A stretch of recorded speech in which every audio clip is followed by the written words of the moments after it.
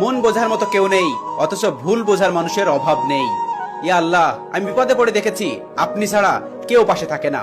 ভাই, অল্প বয়সে পরিবারের দায়িত্ব নেওয়া ছেলেগুলো বোঝে বাস্তবতা কি জিনিস। মা ছাড়া মামার বাড়িতে মূল্য নেই, আর স্বামী ছাড়া শ্বশুর বাড়িতে মূল্য নেই। কথাটা তিতা লাগলেও অতি সত্য। আমরাও কি আজব, তাই না? যারা আমাদেরকে কষ্ট দেয় আমরা তাদেরকেই ভালোবাসি। একসময় আমিও নো প্যারা নো ডিপ্রেশন, অনেক হাসি খুশি একটা মানুষ ছিলাম। বাড়ির বড় ছেলেরা পকেট ভর্তি টাকা নিয়ে ঘোরে না, মাথা ভর্তি টেনশন নিয়ে ঘোরে। মানুষের প্রিয় হতে যত সময় লাগে তার থেকে অনেক কম সময় লাগে কারোর অপ্রিয় হতে।